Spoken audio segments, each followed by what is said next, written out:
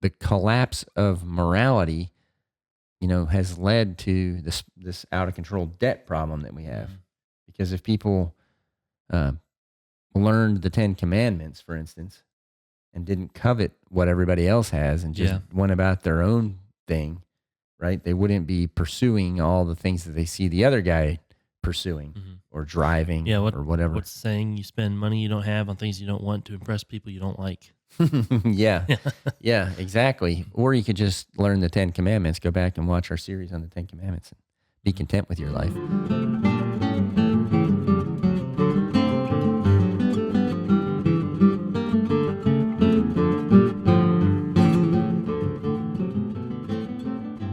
Welcome to Biblocus, where the Bible intersects with your life. I'm Timothy. And I'm Caleb.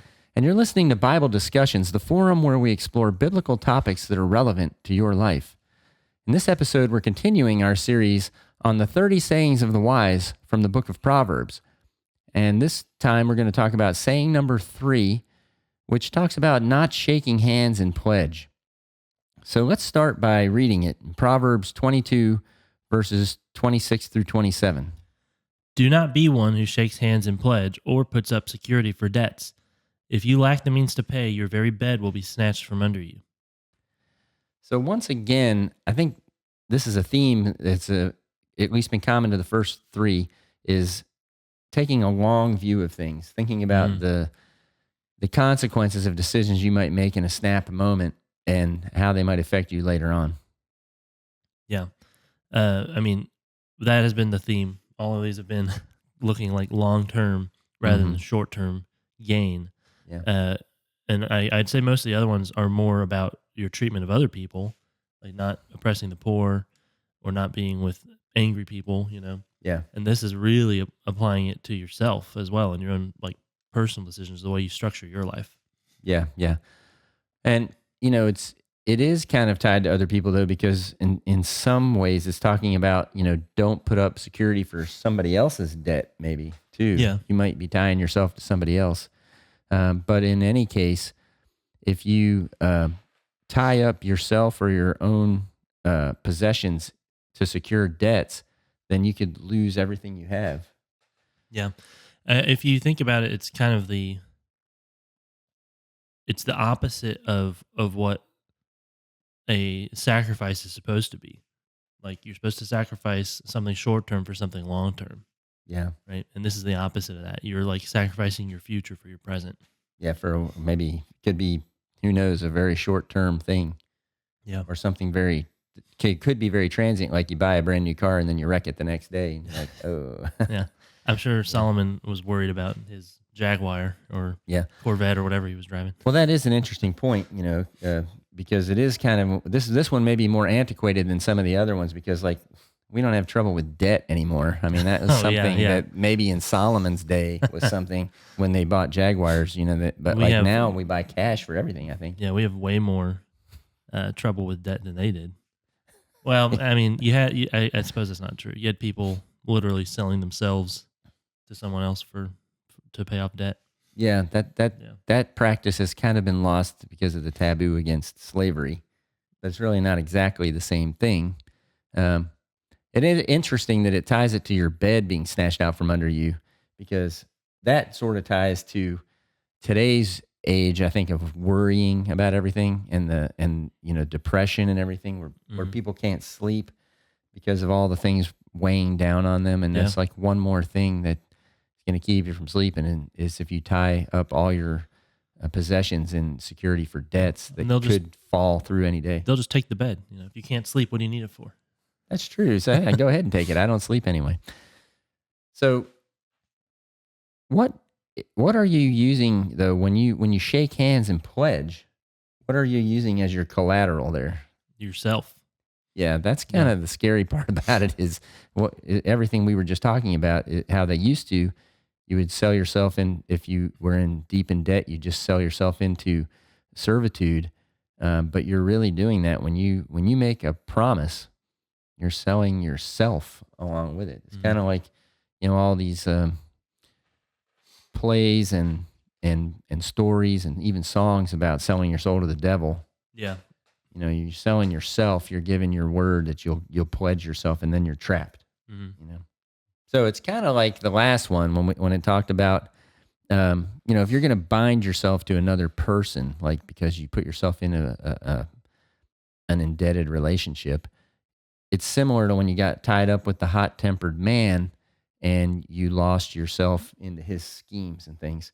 Mm-hmm. And so there's a lot of other passages to talk about, borrowing and lending. And so like one would be Proverbs 22:7, earlier in this chapter, before the sayings of the wise. And it says, the rich rule over the poor, and the borrower is slave to the lender. So I don't think any of us like the idea of being under someone else's control. Right. So if you don't want to be under someone else's control, then don't borrow any money. And that might be the hardest thing we've ever said on Biblocus, because I think everybody, we're in a culture of credit, and everybody's indebted to somebody. Yeah. And like talking about, the way you kind of bind yourself to someone else, making a pledge or a contract or something. We saw in the last episode how Jehoshaphat did that with Ahab, right? Mm-hmm. They bound themselves in marriage. Some, like, their kids married each other, probably. Your people are my people. And he says, I am as you are. And yeah. Mm-hmm. Yeah. That's unfortunate. Well, so Jesus had something to say about this idea of, being bound to other people. Right. And so in Matthew 6:24, he said, no one can serve two masters. Either you will hate the one and love the other, or you will be devoted to the one and despise the other. You cannot serve both God and money. Pursuing possessions, like when we've talked about coveting, in our 10 Commandments episode, and also in some of the ones we've just done. And here again, it comes up like if you are pursuing possessions, then in our culture, you're going to be pursuing money, right? Because that's how our society works. We're not a barter society anymore. So our economy is driven by money, and you have to earn it whichever way you can so that you can get other stuff. But one way you can't earn money is by borrowing it. Right. And so, but you're going to work the rest of your life to pay for that money, Yeah. So instead of earning, you're like paying it back in servitude, Yeah, there's we talked about how in the biblical setting, people would actually end up selling themselves as a servant or a slave to pay off or to work off their debt. Mm-hmm. And we're essentially still doing the same thing. If you rack up a bunch of debt, you have to, because your money is pretty much tied to your time and to your work. So you are still doing much the same thing. Only there's kind of nominally and legally, you're still free. But yeah. Well, if you earn the money in advance and pay for something, there's maybe a sense of accomplishment and pride in that. Yeah. And when you're like, I got to go to work today, or my creditors are going to put me in jail next week, Yeah. That's like a different feeling. I think in both of the last two, though, it's been true that, like we said, how do you manage anger then? How do you, because everybody has anger, right? So it's sort of like when Jesus said, don't lust, or when God said, don't covet in the Bible, in the Old Testament. It's like, oh, that's not fair because I'm going to, how can I not sin if that's true? Well, but if you keep God first in your life, then that's how you put a control on that thing. And it's the same thing with money, right? We all have to have money. It'd be unfair for God to say, and you can't have any money, and then it'd be like, how am I supposed to go to the grocery store? Yeah. And I'd like to eat. I mean, I could start tilling the backyard so I can eat because I can't use cash for anything. It's not practical, right? But if you're going to have anger, right, then you better have God in your life, and you better put him first above the anger. Mm-hmm. If you're going to have money in your life, then you better have God in your life and put him above it, and not love it more than him, like Jesus was talking about. Yeah. So put the love of God in supremacy above everything, really. But that's where the first commandment comes in to save you every time. Yeah. Because, money is ultimately a tool, and you can put that at the disposal of serving God. Yeah. The scary thing about Jesus' statement, he makes it kind of an either or. Like, you can't love God and money. So the thing is, don't love it. You can use it. The right? problem is whatever you put at the top of your life, you're going to serve that thing, Yeah. and it needs to be God. But if it's anger or if it's lust, like in the other examples, or if it's money, you're serving that thing. It goes back to what we talked about with the idols, back in like the Ten Commandments series, where whenever they would make these idols, they're seeking to get control over their relationship with a god, because they don't want to be subservient to anybody. Mm-hmm. So they make their own idol, and then they still end up in servitude to this static, false god. Yeah. Yeah. They just end up creating this own situation to try to free themselves, and then enslaving themselves to that mindset. Yeah.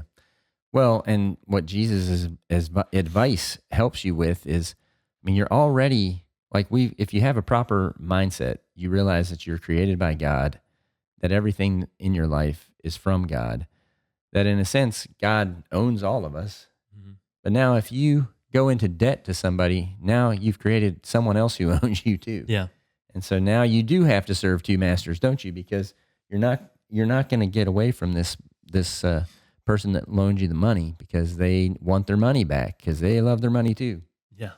So far we've kind of been talking a lot about borrowing and don't become a borrower, but the law also has prohibitions in it for lenders. And so I want to look at Deuteronomy 24:6, which says, "Do not take a pair of millstones, not even the upper one, as security for a debt, because that would be taking a person's livelihood as security."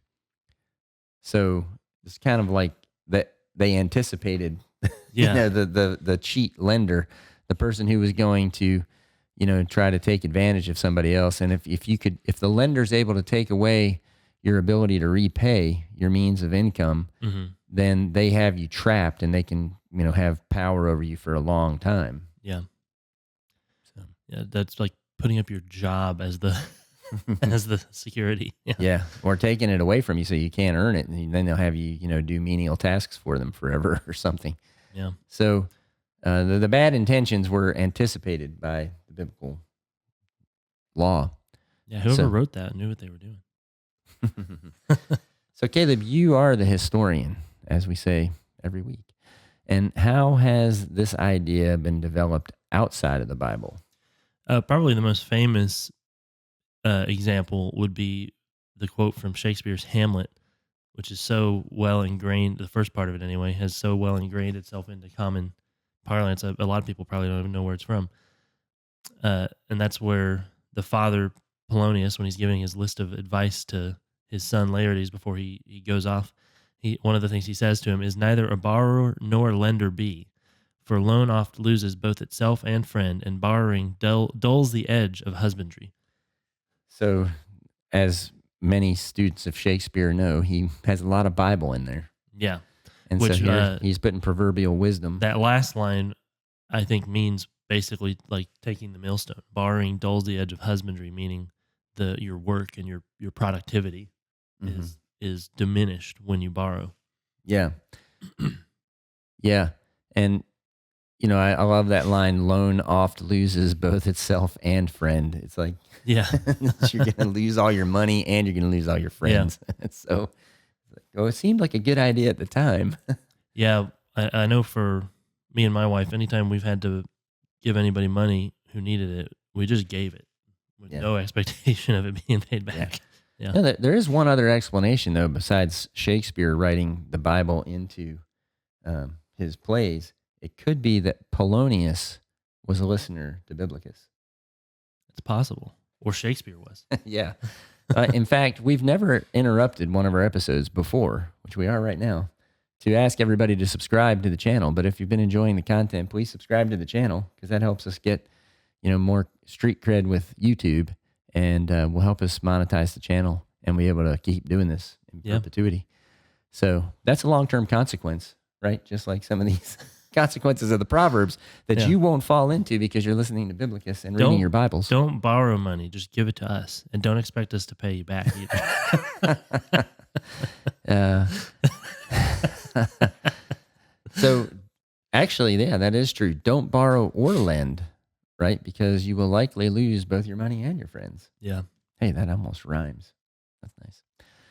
All right, and then Shakespeare, though, he adds to what the biblical proverbs that we've looked at so far have said, and says like you said, you'll be a better manager of what you do have if you don't borrow. That last part about husbandry, right, is management, and you're going to be more frugal with your money if it's the money you've already worked hard for. Like getting a loan kind of feels like cheating the system, right? Like, I got money and I didn't have to work for it. And it's like, oh yeah, you did. It's just in the future. Yeah. So, I mean, think about 2020 when we were just printing off checks for everybody for no reason, and nobody was working, so nothing was being produced. It's like, what? There will be no consequences from that, I'm sure. That's a good historical example. Yeah. And another one would be like indentured servitude when people came to the Americas. We basically already covered that, talking about even what would happen with biblical servitude. Yeah. Well, that's where they got the idea. That's why it was a 7-year service as well. Indentured servitude in North America was for 7 years. Because, was it? Yeah, because in the Mosaic law, if you were destitute, you could sell yourself to work for somebody else. But at every 7 years, the year of Jubilee, everyone was freed and sent back to their land and back to their family. Well, and the whole reason people wanted to come to the Americas, come to the New World, whatever you want to call it, was to start over and be free of some kind of problem they had in the old world. And so to come over here, you were willing to, hey, for a little while, I can sell myself into servitude, knowing that I get back out of it. And it was a legally protected thing too. A lot of young men did that because the passage was not going to be free. Yeah. And they were trying to come over. Some of them paved the way for their families to come over later too. So, and it was very expensive to get passage on a ship. I mean, that is kind of still happening today, right? Like a lot of yes, low paying jobs are not done by legally immigrants. though. Right. A lot of low paying jobs are done by immigrants who come in illegally, and then because they're not legal, don't have the same kind of protections. So that, an employer will pay them cash under the table for less than they'd have to pay an American worker, and then eventually they try to bring their families. So it's very, very similar. This pretty much happens in every age and every place in some capacity. Well, let's look at the biblical origins of this practice that Caleb talked a little bit about in Leviticus 25:39 through 43. If any of your fellow Israelites become poor and sell themselves to you, do not make them work as slaves. They are to be treated as hired workers or temporary residents among you. They are to work for you until the year of Jubilee. Then they and their children are to be released, and they will go back to their own clans and to the property of their ancestors. Because the Israelites are my servants, whom I brought out of Egypt, they must not be sold as slaves. Do not rule over them ruthlessly, but fear your God. So the interesting, we're talking about the 10 Commandments, of course, which begin with, I am the Lord your God that brought you out of Egypt. And, here he is saying the reason you should do this for your fellow Israelite is because I saved all of you out of slavery. Yeah. And he's saying, do it in a way that respects their dignity, helps them get back on their feet, and then let them go free. Yeah. Don't take advantage of somebody who's had it rough, or even if it's their own fault. They put themselves in a situation, just don't take advantage. Kind of like Obadiah, right? It was like your takeaway from Obadiah. Oh, right? yeah. Yeah. Obadiah was condemning the Edomites for doing that to Israel, on a national level, even though the Israelites deserved it. Yeah.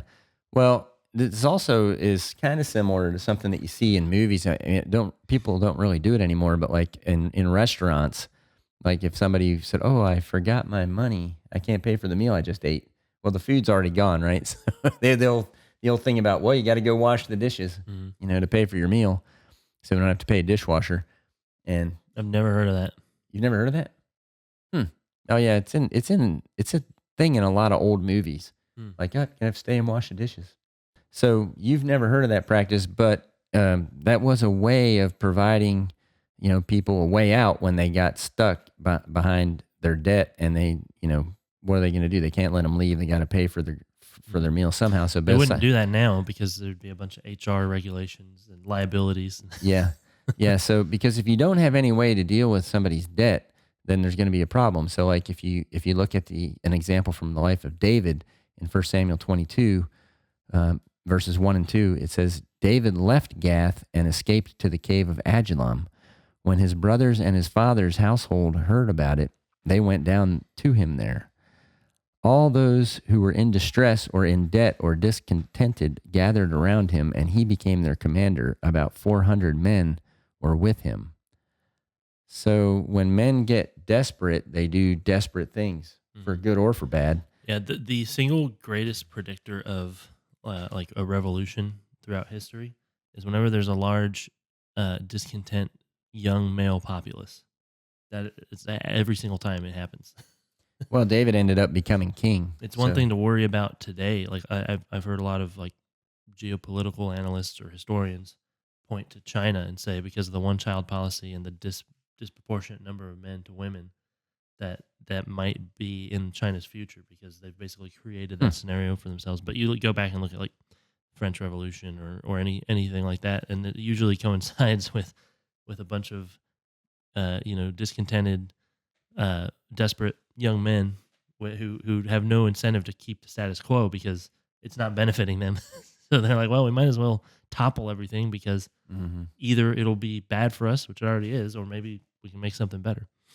And you had to wonder, going back to David here, a couple decades later, when Absalom revolts against him, who was gathering around Absalom? Yeah. The same kind of people. Well, it's in the best interest of society to provide constructive ways of dealing with debt, or better yet, not even getting into debt. Better. You have to have a good economy, right? You have to have good jobs, good constructive ways for people to spend their time earning money so that they can provide for their families and avoid going into debt.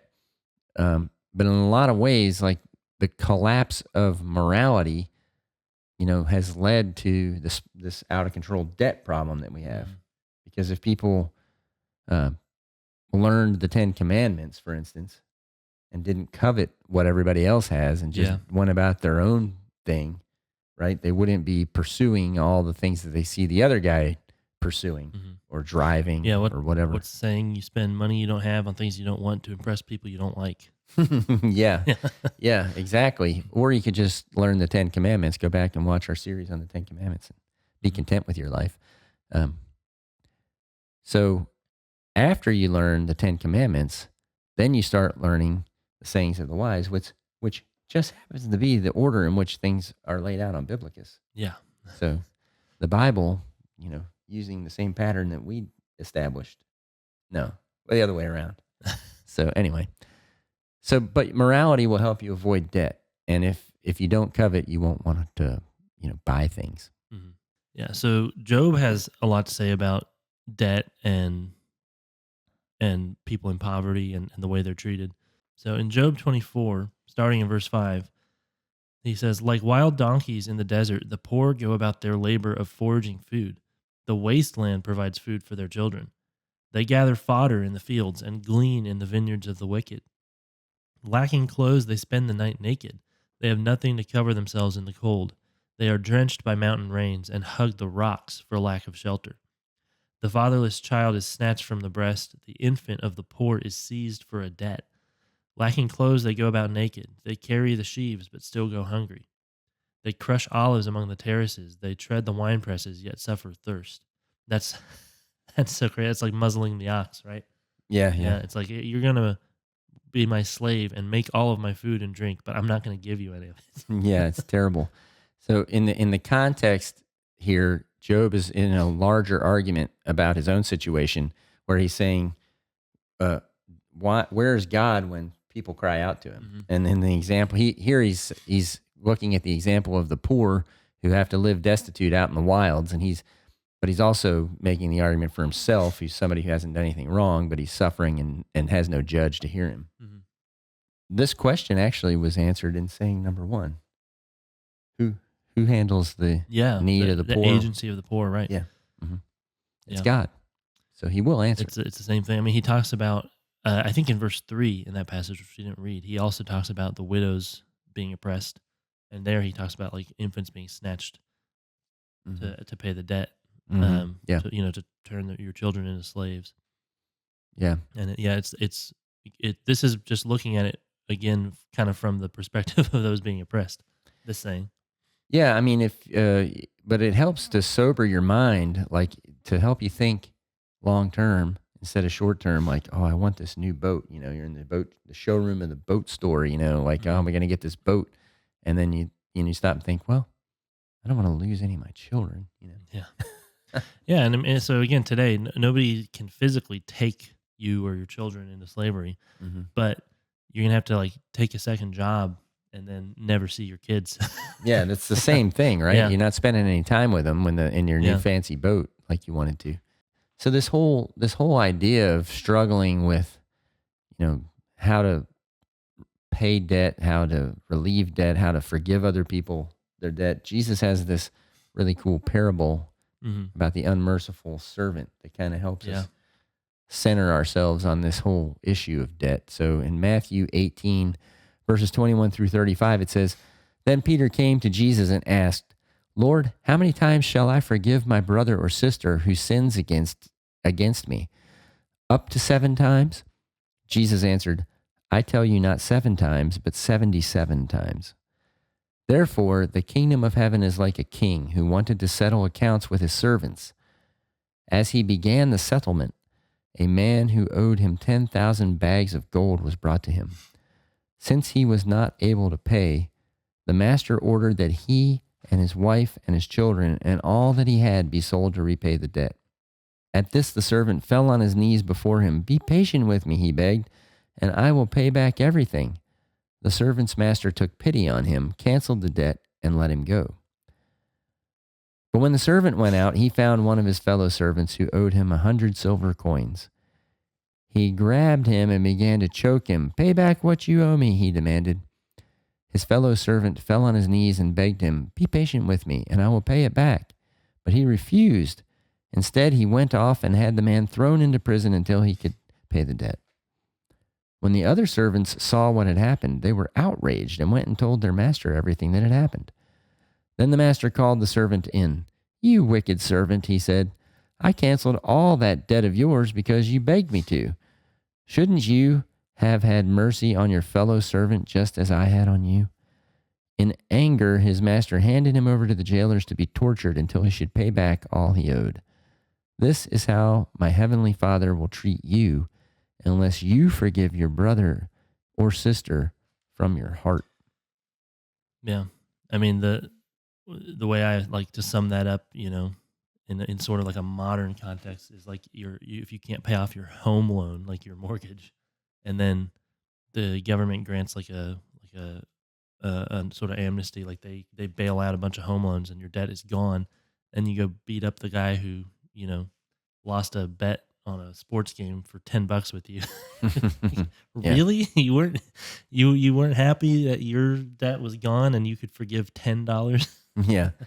Well, the amazing thing about that parable is like the guy owed 10,000 bags of gold. Yeah, it's a ridiculous number. It's unbelievably Jesus just pretty much made up the most ridiculous number. The other guy's like a handful of silver coins. Gold, yeah. Because it was always, gold was the most valuable. And so the coins, even though they're coins, maybe of the same size, the gold ones are like $100 bills. The silver are like $20 bills. The coppers are like, even smaller. So it's just, you would just make up numbers like, oh yeah, this guy owed $1 million. And yeah, it's just a billion. It doesn't make a difference to the average person, whether it's $1 million or $1 billion. You're never going to pay that off. Well, interesting, though, that Jesus equates forgiving of sins with forgiving of debts. The king forgiving. Yeah. Yeah, a king forgiving debts. I think this gets at the heart of what's really why this is important. Like we talked a little bit earlier about what do you put at the front of your life, false gods and all that. But this is why it matters. Like look at the Lord's Prayer too. How does Jesus teach us to pray? Right? Like, or we're going to do that in a minute, I guess. But,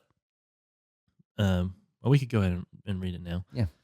Yeah. This is in Matthew 6, 9 through 15. "This then is how you should pray. Our Father in heaven, hallowed be your name. Your kingdom come, your will be done on earth as it is in heaven. Give us today our daily bread and forgive us our debts as we also have forgiven our debtors.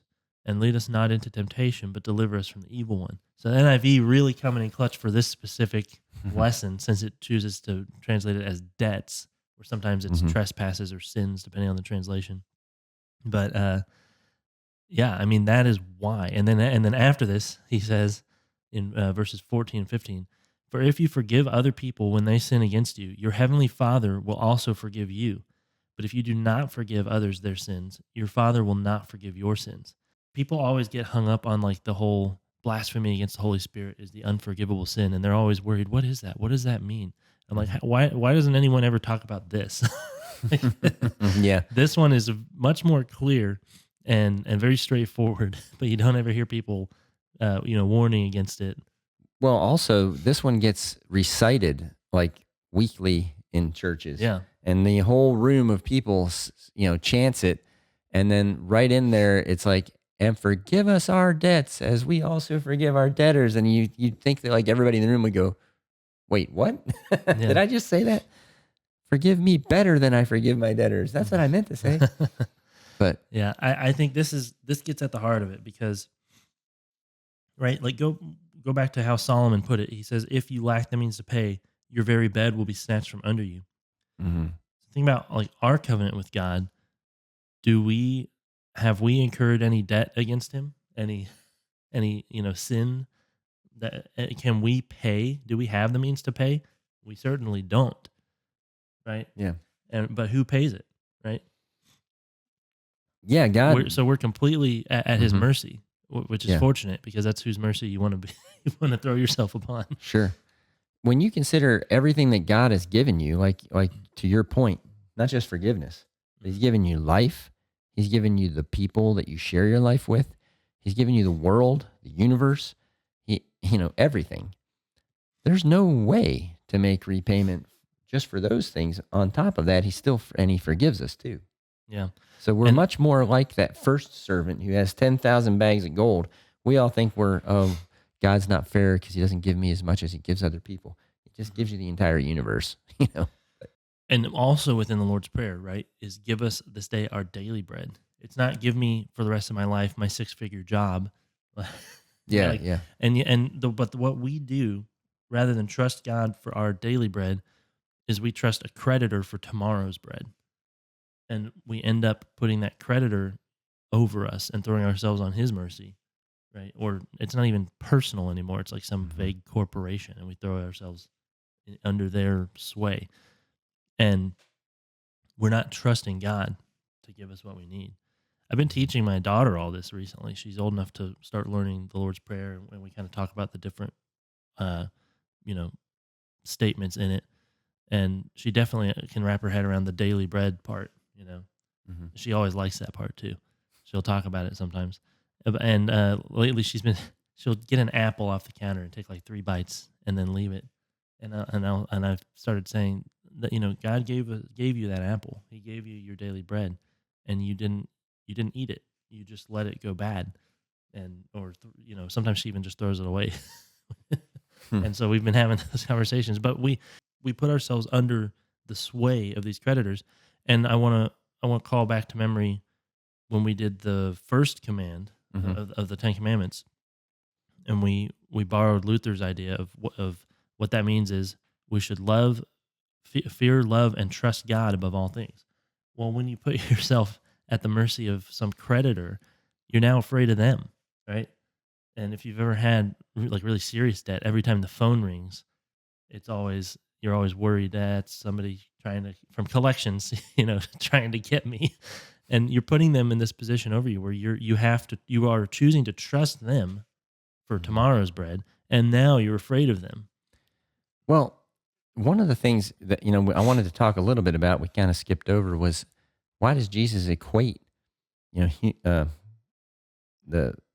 financial debt with forgiving of sins debt, yeah. right? And it's because there's a connection. The connection is there's 2 separate accounts, really. There's a separation, really, where you have financial and human capital. And I haven't talked about this too much on Biblocus, but I have in some other forums. So a lot of the answer to these parables is to know that there's at least two different accounts Jesus is talking about. He's talking about the 10,000 bags of gold, but then it's like, the man's family and his life are going to be required to repay it. So that Jesus is really saying, Well, to me, 10,000 bags of gold, you know, it's much in a family, and all the relationships in it are more important than that. Yeah. And the king recognizes that because he's like, I'm going to let him stay with his family because that's more important to me, more important than 10,000 bags of gold. Yeah. To And keep his family together. Yeah. yeah, but then this guy doesn't recognize that. He goes out and throws a guy Mm-hmm. in jail over a small amount and ruins his family. Yeah. And that's why the king's so mad. It's like you didn't consider human capital more important than That's financial. true. And you can use this with several of Jesus' parables, and it makes them make so much more sense. But I would also point out though that when you're getting a loan today, like you have to go through an interview process in most cases, like, well, what's your job? Like, what's your family situation, all these Mm-hmm. things. And they look at you, and those things are important because if you're in a family situation trying to buy a house, they're going to be like, okay, well, this guy's going to work. Mm-hmm. He's not going to leave his kids Yeah, destitute. well, and are you making enough money to actually pay off the debt, or are we just Yeah. going to lose all that money? Yeah. They look at everything about you and look at your human side to make a financial decision. Yeah. So, Yeah, I think it's interesting the way that the Bible, all the things it uses to compare sin and to talk about our salvation. I think as Protestants, we tend to think of it in a legal sense, um, which you have to because the Bible does talk about it that way. And I know like Catholics tend to look at it more often as like that's financial example, where it's like you incur a debt and it's paid off, and Protestants have it kind of more like, well, it's just you're either guilty or innocent. Christ takes the punishment, declares you innocent, and we probably need both. Since the Bible uses both analogies, we should probably be talking about both of them constantly. Yeah. Well, and then we talked about in the Old Testament series we did in our Leviticus episode about expiation versus propitiation. Does God is he appeased by the sacrifice of Christ to overlook our sins, or are the sins wiped away by Christ's sacrifice, like, which is expiation, where it's just like they're all wiped away. Mm-hmm. Kind of the idea of the scapegoat that takes all the sins out into the wilderness, takes them away from the Mm-hmm. community. So, like, how do we get rid of the debt too? Like, what is the mechanism by which Yeah. the debt's removed? Well, the point is that we can't do it ourselves. That's why earlier I was pointing out, we don't have the means to pay, so we're dependent on God. Mhm. That's I wanted to bring up Hosea, right? Hosea is one out of the minor prophets. He's probably the easiest to grasp because it's very very obvious. Listen to Hosea 3:1-5. Well, that's actually the whole chapter. It's like one of the shortest chapters. The Lord said to me, "Go show your love to your wife again, even though she is loved by another man and is an adulteress. Love her as the Lord loves the Israelites, though they turn to other gods and love the sacred raisin cakes." So I bought her for 15 shekels of silver and about a homer and a lethek of barley. Then I told her, "You are to live with me many days. You must not become a prostitute or be intimate with any man, and I will behave the same way toward you. For the Israelites will live many days without king or prince, without sacrifice or sacred stones, without ephod or household gods. Afterward, the Israelites will return and seek the Lord their God and David their king. They will come trembling to the Lord and to his blessings in the last days." And so it's very, uh, God just explains the analogy. You can't miss it. It's like, look, this is your relationship to me as my people. You always break faith with me. And he often compares, false gods and idol worship to adultery Mhm. with the Israelites, or compares Israelites to, or the nation of Israel as to a whore, and that's the image there. Like, he buys us back because we're the ones who are constantly breaking the covenant. He's the only one Yeah. that's faithful to it. Mm-hmm. Yeah, and it's so gratuitous there that a man, the love that he would be willing to go back to this Mhm. woman who's currently unfaithful, sold herself into some situation, Yeah, most of us, buy if her that happened, back out of it, and ask her to come back to be with him. Um, you know, that's a lot of love for somebody to most do that. people would, if that happened, would just be like, "Well, I guess I'm moving on. I'm free. I'm." And That's even the case where the Bible authorizes divorce. she ends up in the book of Hosea. There, she ends up like falling back in love with him and Mhm. calling him her husband again. Yeah. And that kind of thing. Now, the Bible talks a lot about love as, as opposed to how you can't ever go into too much debt of love versus financial debt. So a good example of that is Romans 13, verses 8 through 10, which says, "Let no debt remain outstanding except the continuing debt to love one another, for whoever loves others has fulfilled the law. The commandments, you shall not commit adultery, you shall not murder, you shall not steal, you shall not covet, and whatever other command there may be, are summed up in this one command: love your neighbor as yourself. Love does no harm to a neighbor. Therefore, love is the fulfillment of the law." Yeah. And it's easy to see how when you're in the creditor's position, like we've talked about already, kind of able to oppress the poor, it's easy to see how you would not be loving your neighbor. But how how does that apply to the idea of not taking on debt? How does that apply to love? Right. Well, you shall not steal. If you take a debt that you can't pay, you've just stolen. So, Yeah. yeah. You have a Yeah. responsibility to pay back. Yeah. Yeah, sure. Both of them apply. Hmm.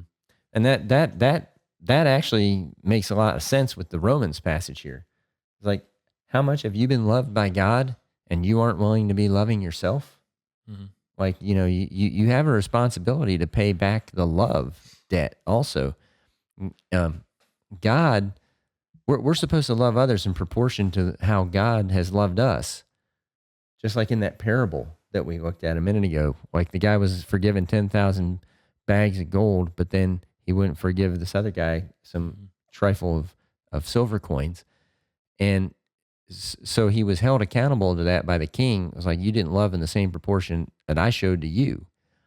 Well, if that's the standard that we're supposed to love in proportion to the amount that God showed his love for us, like, I guess this passage is right that there's no debt that's going to remain outstanding except for the one of love, Yeah. because we're never going to love It's as infinite. much as God. Yeah, it's infinite. Yeah.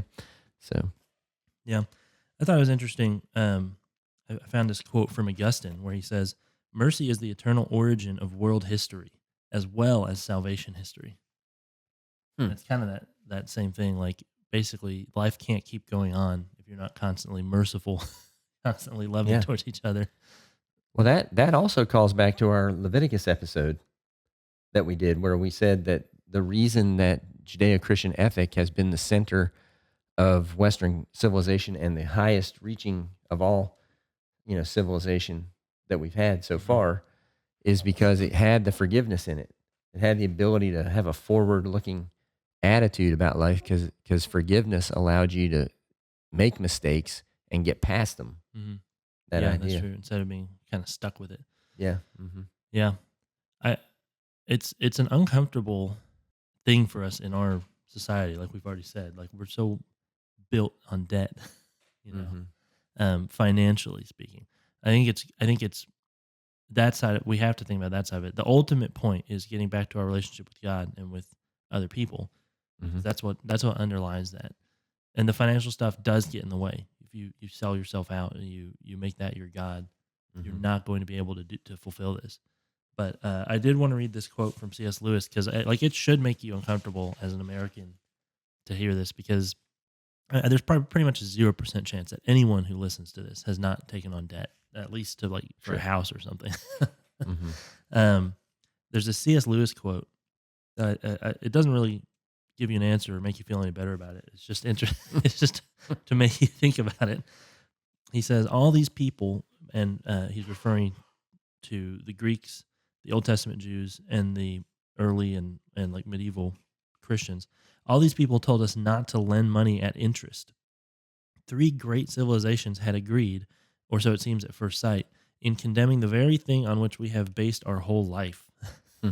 It's like, I don't know what you do with that, but it's something we should really think about, because the national debt balloons. It's like every 12 seconds we Yeah. have to have a crisis about shutting down the government and increasing the debt ceiling. And then in our personal lives, we're not much better. Like the average American has $1,000 in their savings, and more than that in debt. Yeah. So it's not. It's something we need to think about. How we're stewarding what God gives us. Yeah. It's definitely a problem. And like getting back to our original proverb, don't be in a hurry to bind yourself to other people and to get money. Yeah. Right. To get into debt for no good reason. Like, weigh it out and make sure you know what you're doing. If it's a house you're going to use for 30 years, it makes a whole lot more sense to get into a mortgage and pay for the house over the 30 years that you're going to use it. Yeah. Especially with like smaller interest rates. That's one way that a lot of people have gotten around it when they look at this question. Like, so are we all just sinning? And something with a lower, single digit interest rate, oftentimes they'll say, well, that may not apply. It's not as oppressive, but something like a credit card with like a 25%, that would seem, what are you doing? Yeah, you mean in terms of the lender ripping the people off, yeah, you mean? Yeah. I know there's not that he's exactly, a good Christian guy, but there's a George Carlin line about waiting in line behind somebody at the convenience store who's paying for Tic Tacs with a credit card. He's like, get some cash together. You're going to be paying 30% interest on bubble gum. Yeah, like what are we doing? So many people don't even carry cash, and we're just swipe the card for everything. Yeah.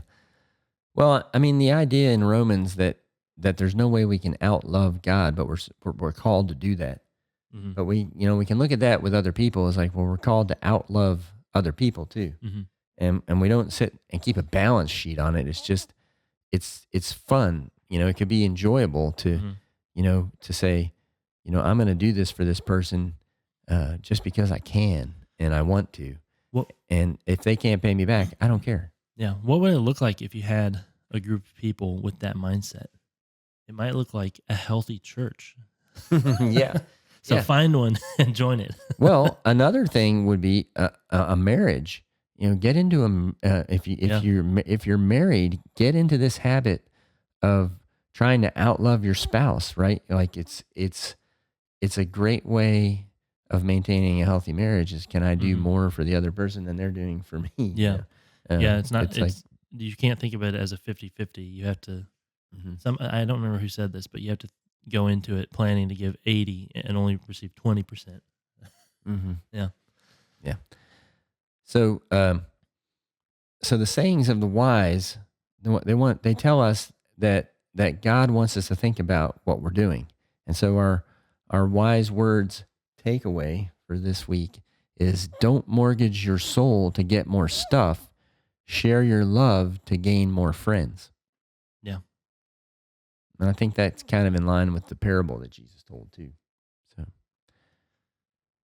debt's not something to enter into lightly. So think about it before you do it. It's just like the anger and the passion that we talked about in last episode. You're giving control of yourself to someone else. Yeah. When you self-control is like the antidote to pretty much all of these that we've looked at so far. That's true. Yeah. But love is something interesting because it actually grows the more you give it away, right? You have to actually be willing to give to other people before you see the return on it. Yeah. So, and like Caleb said, if you want to be in an environment like that, then a church is a good place to go. Yeah. Join a church. Join a community of people who want to help you share your love with one another. So, I mean, the God we worship is as a Trinity. He's an eternal, loving relationship. Mm-hmm. That is the only eternal thing. Yeah, I think that goes all the way back to episode 0 where we talked about that. Yeah. And if you want to go back to the beginning and start listening to those episodes, if you haven't been with us since the beginning. All right. So he's Caleb and I'm Timothy, and thank you for listening to Bible discussions on Biblocus, where the Bible intersects with your life. Please consider subscribing to our channel to help support our efforts. All scripture quotations, unless otherwise indicated, are taken from the Holy Bible, New International Version, NIV, copyright by Biblica Inc., used by permission of Zondervan, all rights reserved. This program is copyright 2025 by Timothy Klingerman. God bless all of you.